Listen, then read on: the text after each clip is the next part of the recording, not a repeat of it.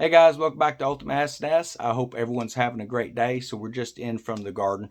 Did a little hand pollinating on some of our cucumber plants and melon plants. I noticed that it seems like when these things start opening up, there's not a lot of pollinators in the area. They have moved on because the first garden had died down. And it's going to take them a little bit to get that back into their cycle to come and do these flowers. So you can do a lot of hand pollination until your pollinators start showing back up.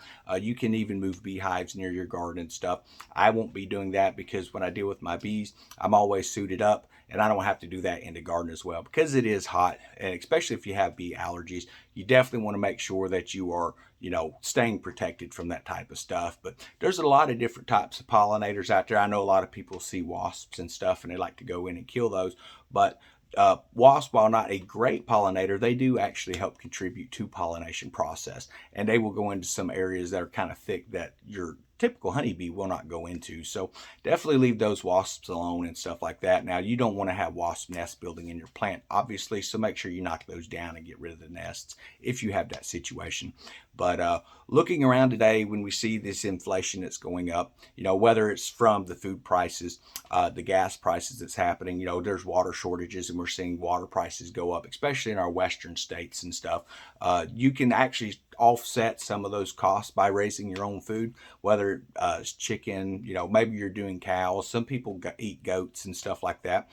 You can even get into a situation where you're growing your own vegetables and fruits and stuff, and that's going to help really offset the cost that you're spending at the grocery bill, which is going to open more money up for your preps. I do believe you should be prepping in a situation where we're starting to see the availability of the types of foods that we have go down. Even the freshness of that food is starting to dwindle.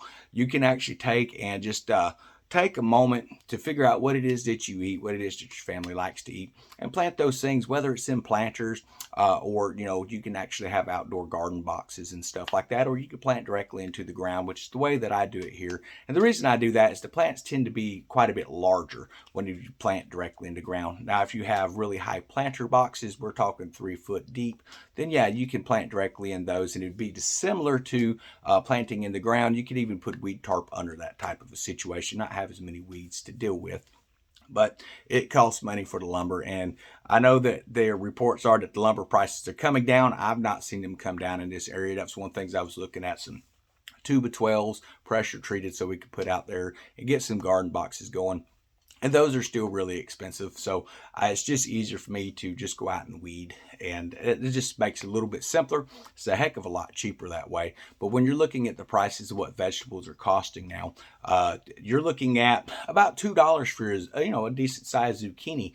And that's kind of on the low end. A lot of places are even more than that. But you can grow those out here in your own yard. You can grow them in your house or in your greenhouses and stuff as well, and save a lot of money just doing your own stuff. And if you're not growing in the yard, but you're growing in a greenhouse or planters, you're not going to have to deal with those weeds as often. And you may not be getting as large fruit, but you will be getting fruit and you will be getting an abundance of it because you're not having to compete with weeds. So that's going to be a great avenue to have. Make sure that you fertilize those things.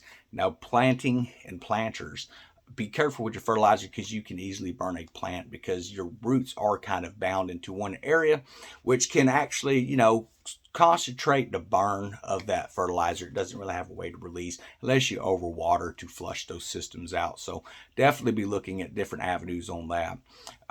When we're looking at these reports that are coming in from the UN, from our local governments, and then from governments from around the world as well. And all of them are talking about how this fertilizer shortage is expected to really cut back the supply of food that they have. And it's just really putting a strain on the farmers and stuff locally and even abroad. You need to be looking at ways to be able to come up with your own fertilizer. I went out and bought a bag of 10-10-10 here about 2 weeks ago, and that had just went insane in price. You're looking almost $20 to $30 for a 50-pound bag of that stuff. Where used to you could get it for like $5 or $6 for that. So that's a pretty big increase just on the fertilizer aspect of stuff. But you can take a lot of your chicken manures and compost that stuff in. Any kind of old plants you're pulling out and stuff, you can compost that in. Try to make sure that you don't have weed seeds in them because you can actually end up moving those weeds over into your garden later. So what I like to do is I'll pick the weeds out and I throw them in with the chickens. The chickens, the first thing they will eat are them seeds. And when they've picked around on that stuff long enough, I will get it all up, throw it to the compost pile because the chickens have kicked it around. They've de-seeded it, and they've even, pooped, urinated on it, which is going to add to your fertilizer base that you're putting into your compost pile. Now with quail, it's not as hot as chicken manure, and it is a little bit more well balanced. You can actually take and move that about 2 pounds of chicken manure to a 5-gallon bucket of water and let that sit for about 24 to 48 hours. And you can skim that frothy stuff off. That's good to put on the plant. What I do is I just take and pour it all directly at the root base of the plants, and that actually really boosts that plant growth quite a bit.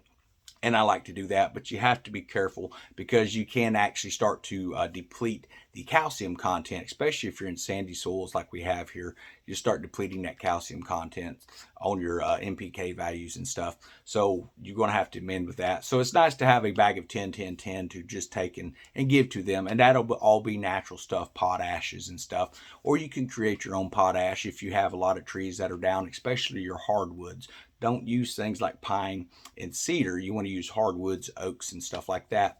Just burn it down to an ash, and you can mix it into a slurry when you're doing your compost tea, or you can mix that into your compost bins as well. That's really going to boost what your plants are able to do. It's going to give them what they need to continue to produce. Understand it takes a lot of the PK value to actually not just grow the plant larger, but to give you those nice large vegetables and stuff that everyone seems to really enjoy. So just a few tips for everyone. And a special note, so for the members live stream, I'm having some issues with this laptop tonight, and if I get it going, that'd be great. I'll let you know. But as of right now, it looks like our live stream is going to be have to be cast on a normal live stream because I'm only able to access it via the computer right now and can't really seem to do it with this app. But if you know how to do it via the app, definitely let me know.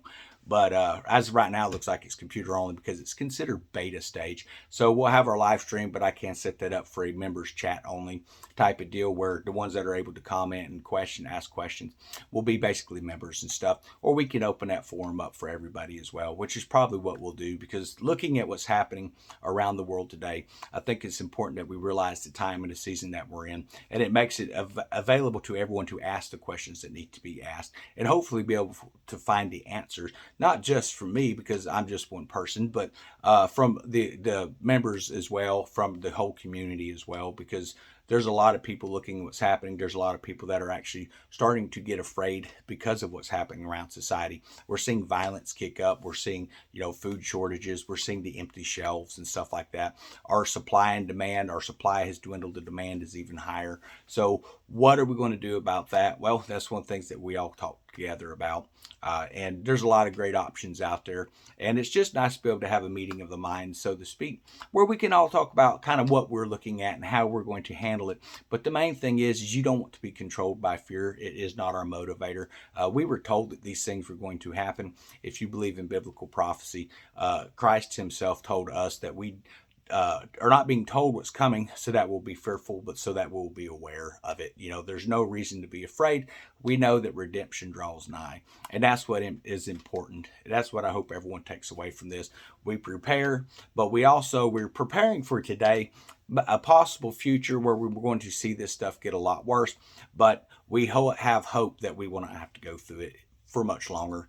But it is what it is, and when that time is ready, we're going to know. But no one knows that time except for the Father, guys. So that's something we need to understand. You're going to get a lot of people that's looking at astrology and things like that, and astronomy and all these different types of things, and they're going to start setting dates. Unfortunately, that is what happens. Anyone who sets a rapture date, understand these types of people, they're ignoring the main part of the Bible that tells us that no one will know except for the Father in heaven. I mean, even the Son doesn't know. That means when it's time, he's going to say, go get your people, and then we're going to be taken away from here. But when that happens, we're going to know.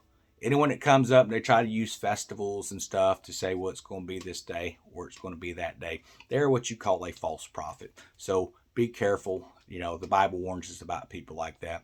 And another thing you're going to notice in our communities and stuff, there's a lot of community leaders within the prepping community. And a lot of those guys are coming under attack from these different types of channels and stuff that have gotten mad because one channel's grown, but the other channel hasn't and stuff. And unfortunately, that's something that we're seeing within our community. So there's a lot of attacks coming out on Marfoogle and CFP, Survival Living and stuff like that from these different types of people that they're just, I don't know what their problem is. But you just need to be careful of who you take advice from. If it's not coming from a biblical filter, and even if they're saying it's coming from a biblical filter, you have a Bible, read it, see what it says.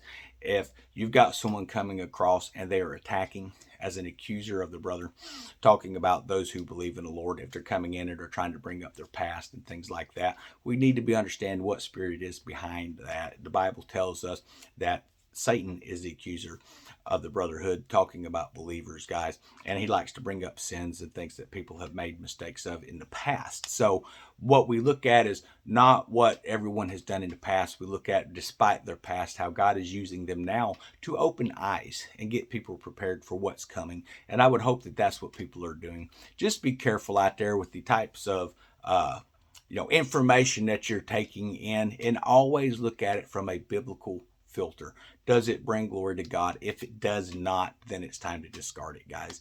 But I hope everyone's having a wonderful day. We're going to get off here.